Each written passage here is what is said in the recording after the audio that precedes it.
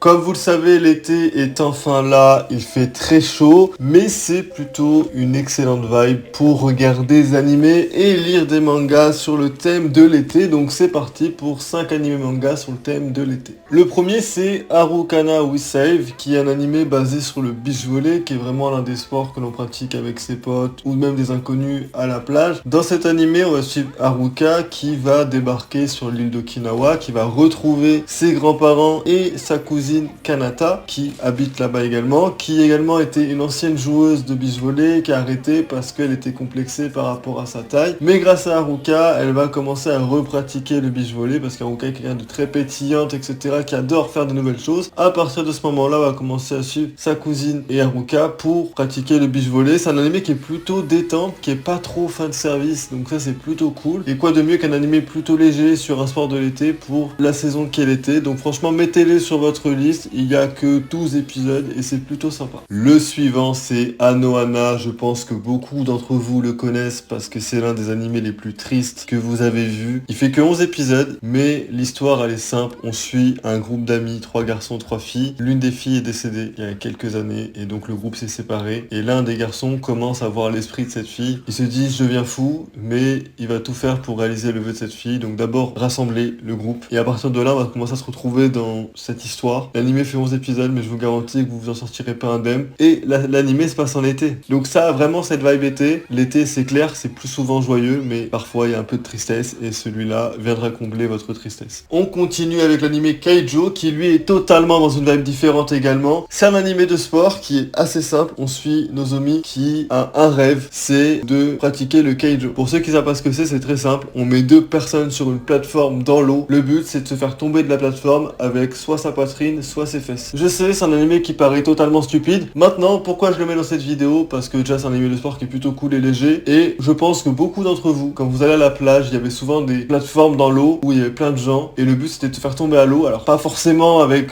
ses seins ou ses fesses, mais on le faisait tous. Et donc, ça rappelle un peu cette vibe de l'été. Je vous invite grandement à aller le voir. Il y a 12 épisodes. Il y a plein de références à plein d'animés cultes. Si vous le regardez second degré, vous allez adorer. On continue avec l'animé Summertime Rendering ou Time Shadows, qui est l'un de mes préférés de cette vidéo, qui est l'un de mes animés préférés, tout confondu. L'histoire se déroule l'été, où on va suivre Shinpei qui va revenir sur son île natale, donc à Itogashima, le 22 juillet précisément, parce que sa meilleure amie d'enfance, Ushio, est décédée, donc il vient pour son enterrement. Sauf qu'en arrivant sur l'île, il va se rendre compte que l'ambiance est bizarre. On nous parle de légendes, d'ombres, d'esprits, que apparemment quelques jours auparavant sa mort, elle avait vu son doppeldinger, qui est son ombre. À partir de ce moment-là, on va se retrouver plongé dans une histoire, une intrigue très très sombre avec du voyage dans le temps, une légende urbaine, de l'action, du thriller, tout ça dans une vibe été. Franchement, c'est l'un des meilleurs animés que j'ai vu. C'est tellement dommage que Disney Plus à l'époque n'avait fait aucune promotion pour cet animé. Il y a 25 épisodes et je vous garantis que vous allez adorer. Tous ceux qui le découvrent me disent mais c'est incroyable, donc mettez-le sur votre liste. C'est clairement l'animé qu'il faut regarder cet été. Enfin, on termine avec Our Summer Holidays, qui me rappelle totalement un manga que j'ai lu durant l'été 2017, il y a un seul tome. L'histoire paraît très romance à la base puisqu'on suit Nanao qui est un jeune garçon de 11 ans qui va commencer à discuter avec Ryo qui elle est une fille de sa classe qui est très grande et les deux sont rejetés par leurs camarades parce que lui il a refusé les chocolats d'une des plus belles filles de la classe et elle parce qu'elle est très grande. On va commencer à suivre leur intrigue durant l'été, sauf que Natsuru va découvrir que Ryo cache un très très lourd secret que je ne vais pas vous dire sinon ça vous gâche le tome et l'histoire va commencer à rentrer dans une intrigue totalement différente de ce qu'on nous vend dans le synopsis et à la base du début du manga. Mettez-le sur votre liste d'achat de manga acheté, il n'y a qu'un seul tome, franchement, ça se lit très très vite et très très bien. Et voilà, vous me direz ce que vous en pensez.